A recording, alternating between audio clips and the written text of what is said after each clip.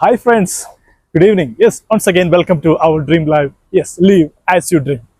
അപ്പോൾ ഇന്ന് ഞാൻ വന്നത് എന്തിനാന്നല്ലേ? യെസ്, OET നിങ്ങൾ പലപ്പോഴും പറയുന്ന ഒരു കാര്യമുണ്ട്, പഠിച്ചിട്ട് ഇനി എന്താണ്? പല യൂറോപ്യൻ കൺട്രീസിലും ഇപ്പോൾ വേക്കൻസികൾ ഇല്ലല്ലോ.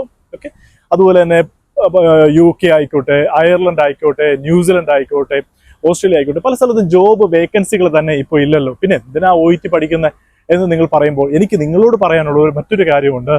ഇതൊരു സുവർണാവസരമാണ്. OET പഠിപ്പിക്കുന്നത് കൊണ്ടോ അതിനെ ക്രാക്ക് ചെയ്യുന്നവരായതുകൊണ്ടോ അല്ല ഞാൻ ഈ പറയുന്നത്. ഇതൊരു സുവർണാവസരമാണ്. ഇപ്പോൾ തന്നെ പല സ്ഥലത്തും ജോലിയില്ല എന്ന് നിങ്ങൾ പറയുമ്പോഴും നിങ്ങൾ ന്യൂസിലൻഡ് ആയിക്കോട്ടെ, UK ആയിക്കോട്ടെ, പല ഹോസ്പിറ്റൽ സെറ്റപ്സും നിങ്ങളുടെ ഫ്രണ്ട്സ് ആയിക്കോട്ടെ, നിങ്ങളുടെ പല ഫ്രണ്ട്സ് ആയിക്കോട്ടെ, കൊളീഗ്സ് ആയിക്കോട്ടെ, അല്ലെങ്കിൽ ന്യൂസുകളായിക്കോട്ടെ, നിങ്ങളൊന്ന് അന്വേഷിക്കുക. ഒരുപാട് ഹോസ്പിറ്റലുകളിൽ കണ്ടമാനം, യെസ്, ഹൺഡ്രഡ്സ് ഓഫ് വേക്കൻസി അല്ലെങ്കിൽ തൗസൻഡ്സ് ഓഫ് വേക്കൻസീസ് ആണ് ഇപ്പോഴും പല ഹോസ്പിറ്റലുകളിലും ഉള്ളത്. അപ്പോൾ തന്നെ നമുക്ക് ആ ഹോസ്പിറ്റലുകളിൽ വേക്കൻസികൾ ഇന്നും അവർ ഫില്ല് ചെയ്യാതിരിക്കുന്നത് നമുക്കറിയാം.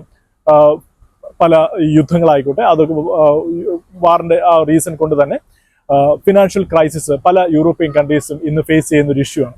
അതുകൊണ്ട് തന്നെ പലരും ബഡ്ജറ്റ് കട്ട് ഡൗൺ ചെയ്യുന്നതിന് വേണ്ടി യെസ് പല സ്ഥാപനങ്ങളിൽ, അത് ഹെൽത്ത് സെക്ടർ എന്ന് മാത്രമല്ല പല പബ്ലിക് സെക്ടറുകളിലും സ്റ്റാഫിനെ അവർ കട്ട് ഡൗൺ ചെയ്യുന്നുണ്ട്, കട്ട് ഷോട്ട് ചെയ്യുന്നുണ്ട്. ഓക്കെ, അപ്പൊ അതിന്റെ ഭാഗമായിട്ടാണ് ജോലിയിലെ വേക്കൻസികൾ ഇല്ലാത്തത്. പക്ഷേ നിങ്ങൾ മനസ്സിലാക്കേണ്ടുന്ന ഒരു ഗുഡ് ന്യൂസ് ഉണ്ട്, അല്ലെങ്കിൽ നിങ്ങൾ അതിന്റെ പുറകിലുള്ള നല്ലൊരു വാർത്ത എന്തെന്ന് വെച്ച് കഴിഞ്ഞാൽ പല ഹോസ്പിറ്റലുകളിലും ഇപ്പോഴും അവർക്ക് ഒരുപാട് ഡിമാൻഡാണ് നഴ്സുമാരുടെ. പക്ഷേ അവർ താൽക്കാലികമായി എടുക്കുന്നില്ല എന്നതേ ഉള്ളൂ. പക്ഷേ നിങ്ങൾ ഒന്ന് മനസ്സിലാക്കുക, ഏതാനും മാസങ്ങൾക്കുള്ളിൽ തന്നെ ഈ പറയുന്ന നിരവധി വേക്കൻസികൾ അവർക്ക് ഫുൾഫിൽ ചെയ്തേ മതിയാവും. കാരണം ഇതൊരു ഹെൽത്ത് സെക്ടറാണ്. അതുപോലെ തന്നെ അവിടുത്തെ സിറ്റിസണിൽ നിന്നും അവർ അതിനുള്ള പേയ്മെന്റ് ഈടാക്കുന്നുമുണ്ട്. അപ്പോൾ അവിടുത്തെ സിറ്റിസണിന് വേണ്ട ഹെൽത്ത് സെക്യൂരിറ്റി അല്ലെങ്കിൽ ഹെൽത്ത് കെയർ അവർക്ക് പ്രൊവൈഡ് ചെയ്തേ മതിയാകും. അതിന് അഡിക്വേറ്റ് ആയിട്ടുള്ള മാൻ പവർ പ്രൊവൈഡ് ചെയ്തേ മതിയാകും. അപ്പോൾ നിങ്ങൾ മനസ്സിലാക്കേണ്ടുന്ന ഒരു കാര്യം, തീർച്ചയായിട്ടും ഈ വേക്കൻസികൾ അവർ ഫിൽ ചെയ്യുക തന്നെ ചെയ്യും. ഏതാനും മാസങ്ങൾക്കുള്ളിൽ തന്നെ ഒരു നല്ല റിക്രൂട്ട്മെന്റ് വരും.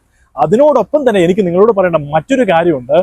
ഇങ്ങനെ നിൽക്കുമ്പോൾ ഒരുപാട് വേക്കൻസികൾ ഇല്ല, അല്ലെങ്കിൽ ജോബ് വേക്കൻസികൾ ഇല്ല എന്ന് പറഞ്ഞ് മുൻപ് 300, 400, 500 കാൻഡിഡേറ്റ്സ് ഒരു എക്സാം അറ്റൻഡ് ചെയ്തുകൊണ്ടിരുന്ന സ്ഥാനത്ത് ഇപ്പോൾ അറ്റൻഡ് ചെയ്ത നമ്പർ ഓഫ് കാൻഡിഡേറ്റ്സിന്റെ എണ്ണം നിങ്ങളൊന്ന് അന്വേഷിക്കൂ. ഞാൻ പറയുന്നത് സത്യമാണോ അല്ലേ എന്ന്. 100 അല്ലെങ്കിൽ 100-ൽ താഴെയോ കാൻഡിഡേറ്റ്സ് മാത്രമേ ഇന്ന് എക്സാം അറ്റൻഡ് ചെയ്യുന്നുള്ളൂ. അപ്പോൾ തന്നെ അവർക്ക് വളരെയധികം കുറഞ്ഞ കാൻഡിഡേറ്റ്സ് ആണ് ഇപ്പോൾ എക്സാം എഴുതിക്കൊണ്ടിരിക്കുന്നത്. ഒരു ഹാൾ എടുത്തു കഴിഞ്ഞാൽ, അല്ലെങ്കിൽ ഒരു എക്സാം സെന്റർ എടുത്തു കഴിഞ്ഞാൽ, അപ്പോൾ അവർക്ക് എക്സാം വളരെ ടഫാക്കേണ്ട കാര്യം ഇല്ല.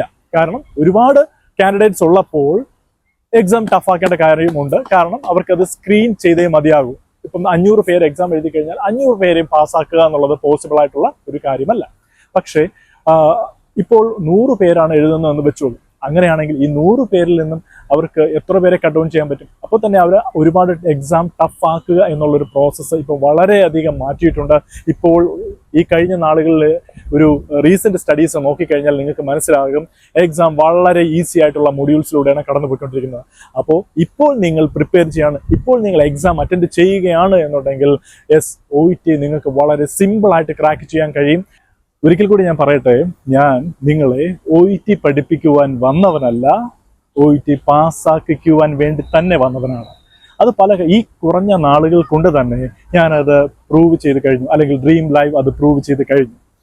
അതിന് 2 ഉദാഹരണങ്ങൾ ഞാൻ നിങ്ങളോട് പറയാം. പഠിപ്പിക്കുന്നതിലുള്ള വ്യത്യസ്തത, അതെ, മറ്റാർക്കും ഇല്ലാത്ത വ്യത്യസ്തത എന്താണ് ഡ്രീം ലൈവിന് എന്ന് ചോദിച്ചു കഴിഞ്ഞാൽ തന്നെ, പഠിപ്പിക്കുമ്പോൾ ഞങ്ങൾ ഒരു 2 ഉദാഹരണം ഞാൻ നിങ്ങളോട് ഷെയർ ചെയ്യും. ഒരുപാട് ഉദാഹരണങ്ങളുണ്ട്, എന്നാൽ 2 ഉദാഹരണങ്ങൾ ഞാൻ നിങ്ങളോട് ഷെയർ ചെയ്യാം.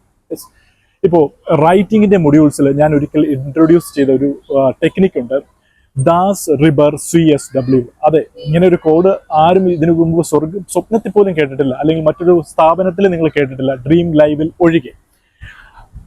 ദാസ് റിബർ CSW എന്താണ് എന്ന് ചോദിച്ചാൽ, അല്ലെങ്കിൽ ആഡ്സ് റിബർ CSW. A denotes for address, D for date, S for salutation. അതുപോലെ തന്നെ റിബറിന്റെ R for reference, I for introduction, B for body of the letter, and again recommendation, riber, then CSW, conclusion of the letter, then sign off, then writer's name and designation. ഇത്ര simple ആയിട്ട് ഒരു ലെറ്ററിന്റെ format പഠിപ്പിക്കുന്ന അല്ലെങ്കിൽ crack ചെയ്യുന്ന മറ്റൊരു സ്ഥാപനം അല്ലെങ്കിൽ എവിടെ ഉണ്ടെന്ന് ചോദിച്ചു കഴിഞ്ഞാൽ ഡ്രീം ലൈവ് ഒഴികെ മറ്റൊന്നും ഞാൻ കണ്ടിട്ടില്ല. അതുപോലെ തന്നെ ഞങ്ങൾ പഠിപ്പിക്കുന്ന മറ്റൊരു ടെക്നിക്കാണ് സീറോ ഗ്രാമർ. ഞങ്ങൾ ഡ്രീം ലൈവ് മാത്രം ഇൻട്രൊഡ്യൂസ് ചെയ്ത മറ്റൊരു ടെക്നിക്കാണ് സീറോ ഗ്രാമർ. യെസ്, ഇവിടെ ഞങ്ങൾ പഠിപ്പിക്കുന്നത് സീറോ ഗ്രാമറാണ്. അതെ, ഗ്രാമറിന് വേണ്ടി നിങ്ങൾ ഒരു ദിവസം പോലും ചെലവഴിക്കേണ്ടതിന്റെ കാര്യം ഇല്ല. എന്നാൽ തീർച്ചയായിട്ടും നിങ്ങൾ OET D സ്കോർ ചെയ്യുക തന്നെ ചെയ്യും. ഇത് ഞങ്ങളുടെ അഷുറൻസ് ആണ്. എങ്ങനെ എന്ത് എന്നൊക്കെ നിങ്ങൾക്ക് അറിയണമെങ്കിൽ ഞങ്ങളെ കോൺടാക്ട് ചെയ്യുക. അപ്പോൾ ഇനി നിങ്ങളുടെ പ്രതീക്ഷകൾ നിങ്ങൾ മാറ്റിവെക്കരുത്.